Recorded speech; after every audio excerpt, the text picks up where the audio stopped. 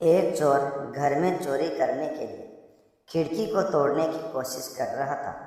खिड़की थोड़ी कमज़ोर थी, इसलिए जल्दी ही टूट गई और चोर के पैर पर गिर गई। चोर दर्द की वजह से बिना चोरी किए वापस लौट गए। दूसरे दिन चोर लंगड़ाता हुआ राजा के दरबार में गया और राजा से बोला, महाराज, मैं एक चोर हूँ। कल रात एक घर में चोरी करने गया था, लेकिन उस घर के एक कमरे की खिड़की को मैंने जैसे ही तोड़ने की कोशिश की, वह टूटकर मेरे पैरों पर गिर गई, जिसकी वजह से मेरा पैर टूट गया।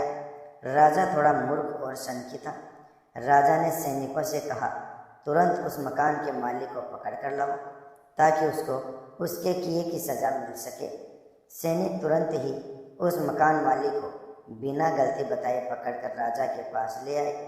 राजा गुस्सा होकर बोला, तुमने ऐसा मकान क्यों बनवाया जिसकी खिड़की बहुत ज़्यादा कमज़ोर थी? इसलिए हाथ रखते ही वह गिर पड़ी और बेचारे चोर का पैर टूट गया। यह सुनते ही मकान मालिक बोला, महाराज, इसमें मेरा कोई कसूर नहीं है। सारा कसूर तो उस खाती का है जिसने ऐसी खिड़की बनाई। मैंने तो खिड़की बनाने के लिए उसे बहुत अच्छा सामान दिया था। इतना सुनते ही राजा ने सैनिकों से कहा, जाओ उस खाती को पकड़ कर लाओ। सैनिक जल्दी ही उस खाती को पकड़ लाए।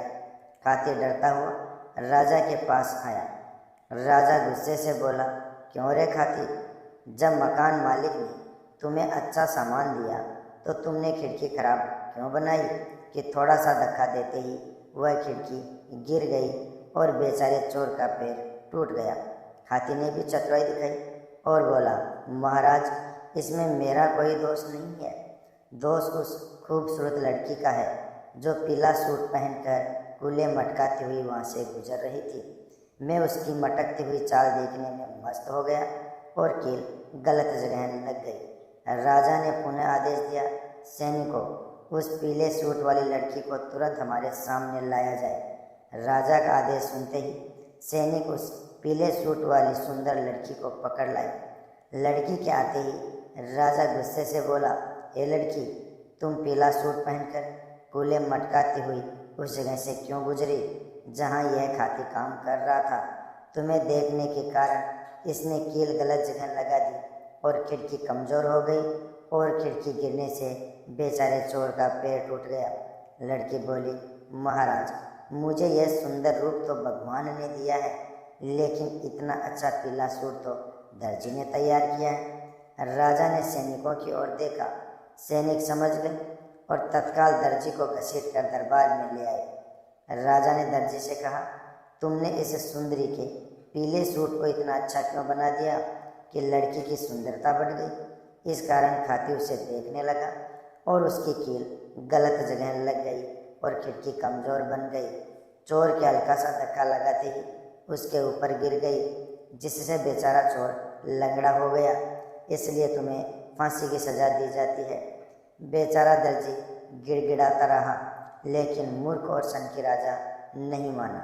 सैनिक उसे फांसी देने के लिए जल्लाद के पास ले गए। जल्लाद ने देखा कि दर्जी बहुत ज़्यादा लंबा है और फांसी पर लटकाने पर उसके पैर जमीन पर टिक जाते, इस कारण उसे फांसी के फंदे पर लटकाना कठिन था।